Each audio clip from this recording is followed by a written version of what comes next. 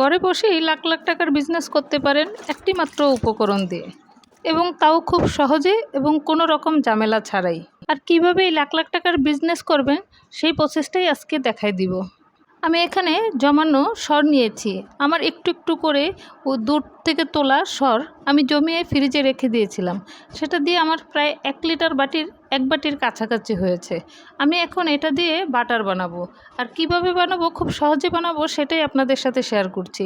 আমি প্রথমে সরগুলো একটা ব্লেন্ডারে দিয়ে দিয়েছি এবং এখন আমি এটার সাথে মিক্স করব একদম বরফ ঠান্ডা পানি।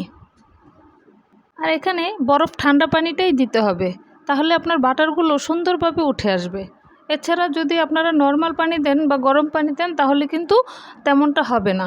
একদম বরফ ঠান্ডা পানিটাই এখানে ব্যবহার করতে হবে। তো আমি ঢেলে দিয়ে তারপর ব্লেন্ডারে 30 সেকেন্ড থেকে 1 মিনিটের মতো আমি এটা ব্লেন্ড করে নিব। করার পরে দেখা যাবে যে আমার এই দুধের সর থেকে বাটারটা আলাদা হয়ে গেছে। এখন আমি একটা বলে ঢেলে নিচ্ছি। দেখতেই পাচ্ছেন বাটারটা কত সুন্দর হয়েছে, একদম সফট মুলায়েম, কত সুন্দর একটা বাটার। তো আমি বাটারগুলো আলাদা করে নিচ্ছি। আর এই বাটারটা আমি 3-4 বার ঠান্ডা পানি দিয়ে ভালো করে ধুয়ে নেব, যতক্ষণ না পানিটা সাদা রং ধারণ করবে।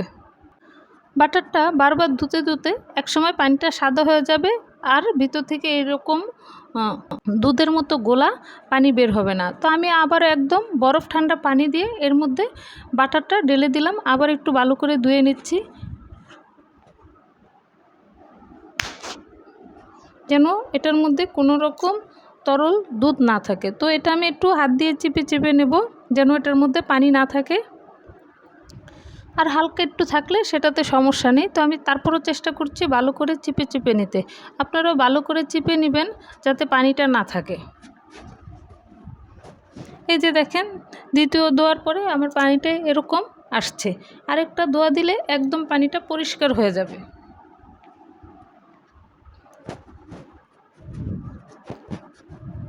তো আমি আবারও একদম ঠান্ডা পানি দিয়ে দিচ্ছি বাটারটার ভিতরে, আবারও ভালো করে নেড়ে চেড়ে পরিষ্কার করে নিচ্ছি।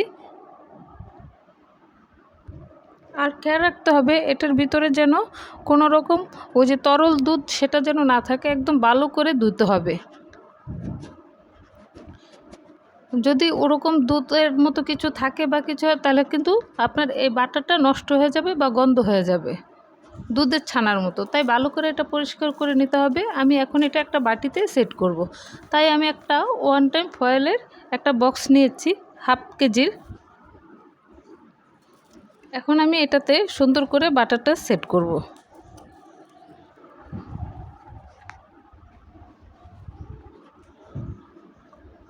সেট করার পরে আমি এটা ফ্রিজে রেখে দেব আধা ঘন্টার জন্য।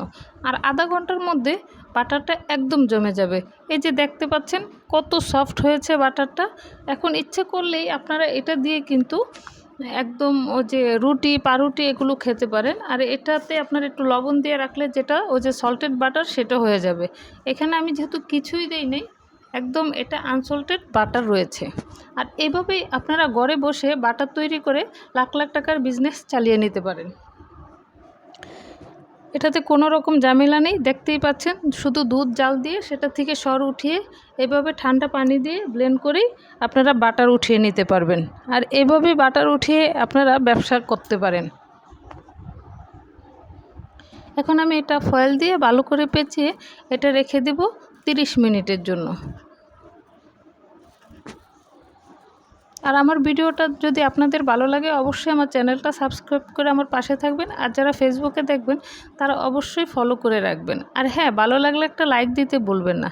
তো আমি এই যে 30 মিনিট পরে বাটারটা বের করে নিয়েছি, এখন আপনাদের একটু কেটে দেখাবো।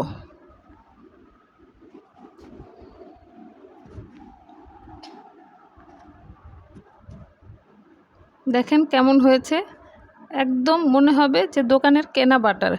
ওই দোকানের কেনা বাটার থেকেও অনেক সুন্দর হয়েছে। এটা একদম পিওর বাটার। আপনারা খুব সহজে ঘরে এভাবে বাটার তৈরি করে নিতে পারেন। এই বাটার আমাদের নানা কাজে লাগে। তো আমি একটা একটু কেটে দেখাচ্ছি, দেখেন এই যে কত সুন্দর সফট হয়েছে এবং মসৃণ।